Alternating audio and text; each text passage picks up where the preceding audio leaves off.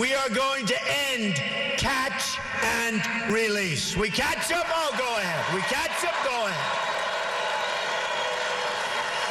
Under my administration, anyone who illegally crosses the border will be detained until they are removed out of our country and back to the country from which they came.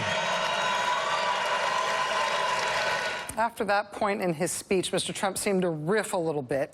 And he went on at length about how not only will people be rounded up and taken out of this country and sent back to the country from which they came, he said specifically that anybody caught and rounded up and sent back across the border would be, in his words, brought great distances to make sure they don't get back in. Is that still true even if you just originally came from a few miles away? Like, what if you just came from over the border, like from South Texas? How far would they send you then? Joining us now is Victoria DeFrancesco Soto. She's professor of Mexican American and Latino Studies at the University of Texas. Professor, it's really nice to see you tonight. Thanks for being here on the show. Appreciate it. Thanks, Rachel. So this was a policy speech. It was a lot of things. I think a lot of people felt like it was a little unnerving for its vitriol and for the sustained tenor of anti-immigrant hollering that this entailed. But did he actually clarify anything or put to rest any doubts about where he stands on immigration policy specifically?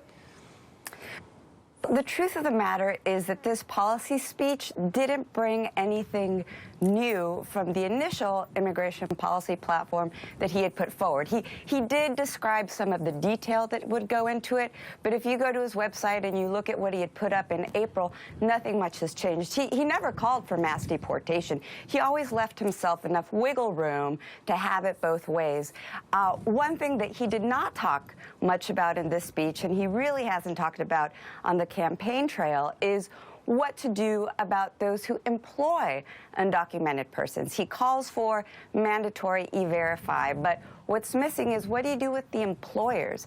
So it's easy to blame the victim. It's easy to blame the immigrants. It's easy to talk about building a wall. It's easy to villainize these folks. But what about the employers who are making a lot of money off of immigrants who they're paying a third, half of normal working wages? But it's a lot easier to go after other folks than his colleagues who are perhaps employing these folks. But if he did that, though, isn't he walking into not a trap, but maybe walking into a laugh track? Because, among other things, this week, Mother Jones reported that the Donald Trump modeling agency, at least allegedly, seems to have a long and pretty well-reported history of not just hiring immigrants, but hiring them and coaching them specifically to lie to immigration and custom authorities so that they can work illegally here when they are not legally allowed to model for him. But the Trump agency found that